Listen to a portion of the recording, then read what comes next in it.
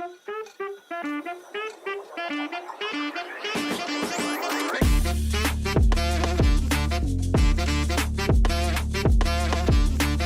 আশা করি এনক্যাপসুলেশন সম্পর্কে বেসিক একটা ধারণা আপনারা লাভ করেছেন।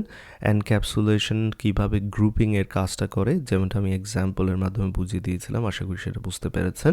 এবং সেই সাথে কিভাবে অ্যাক্সেস মডিফায়ার ব্যবহার করে ক্লাস মেম্বারকে কিভাবে প্রোটেক্ট করতে হয় সে সম্পর্কে ধারণা দিয়েছি। এবার সময় হয়েছে আর একটু প্র্যাকটিক্যালি বিষয়গুলো এক্সপ্লেন করার জন্য। তো চলুন যে কাজটা করি। আমি বলেছিলাম এনক্যাপসুলেশনের মাধ্যমে কোনো ক্লাস মেম্বারকে রিড রাইট এবল করা যায়, অর্থাৎ রিড এবং রাইট পারমিশনগুলো কন্ট্রোল করা যায়, সেটা দেখানোর চেষ্টা করছি। তো চলুন ফিরে যাই যে প্রোগ্রামটা আমরা গত কয়েকটি লেকচার ভিডিও ডিটেল ধরেই ট্রাই করছি।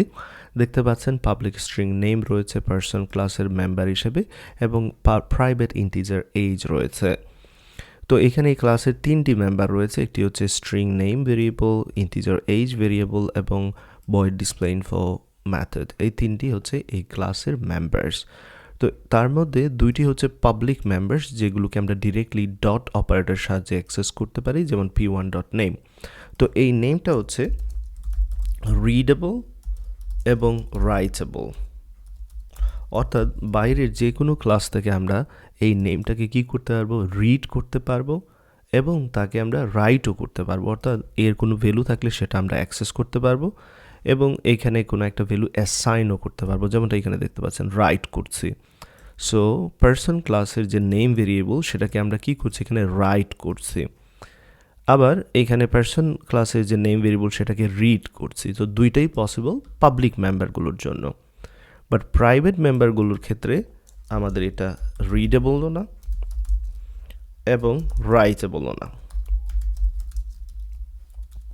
সো লক্ষ্য রাখবেন, not readable and not writable. So এই মুহূর্তে আমরা কি করতে পারছি না, এটাকে বাহিরের কোনো ক্লাস থেকে রিডও করতে পারবো না এবং রাইটও করতে পারবো না, এবং সেই জন্য এখানে অ্যারোটা দেখতে পাচ্ছেন, আমরা রাইট করার চেষ্টা করছি, অর্থাৎ একটি ভ্যালু অ্যাসাইন করার চেষ্টা করছি, যেটা কিনা পসিবল না। আবার সেই ভ্যালুটা রিড করার চেষ্টা করছি প্রাইভেট মেম্বারকে, সেটাও পসিবল না, যেমনটা এখানে আপনারা দেখতে পাচ্ছেন আমি বলে দিয়েছি। তো আপনারা এই অ্যাক্সেস মডিফায়ারকে কি করতে পারবেন, অ্যাক্সেস মডিফায়ারের সাহায্যে রিডেবল রাইটেবল এই বিষয়গুলোকে ডিফাইন করে দিতে পারবেন। তো এই মুহূর্তে যখনই আমরা প্রাইভেট ব্যবহার করেছি, কোনো কিছু এখানে কি করা যাবে না, অ্যাক্সেস করা যাবে না, অর্থাৎ রিডেবলও না রাইটেবল না। বাট আমরা কিছু পাবলিক মেথড ব্যবহার করে এদেরকে রিড এবং রাইটেবল করতে পারি, আমাদের ইচ্ছা মতো অ্যাক্সেসগুলোকে ম্যানেজ করতে পারি। সেক্ষেত্রে সেই পাবলিক মেথডগুলো অবশ্যই ক্লাসের মধ্যে হতে হবে।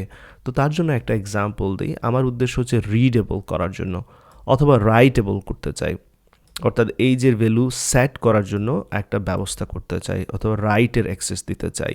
তো সেই জন্য যে কাজটা করতে হবে, এইখানে আমরা পাবলিক ভয়েড অ্যান্ড দেন মেথডের একটা নাম দিতে হবে।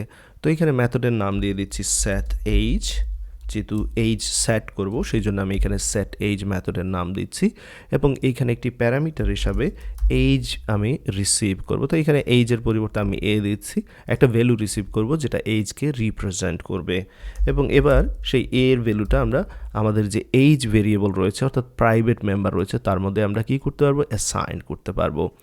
তাহলে এবার আমাদের এইজটা কি হয়ে গেল, রাইটেবল হয়ে গেল। লক্ষ্য রাখবেন, আমরা রাইট করতে পারবো, অর্থাৎ এইজের মধ্যে ভ্যালু অ্যাসাইন করতে পারবো কার মাধ্যমে, আমাদের এই যে ফাংশনটা আমরা তৈরি করেছি পাবলিক যে ফাংশনটা, তার মাধ্যমে আমরা রাইট করতে পারবো ভ্যালু।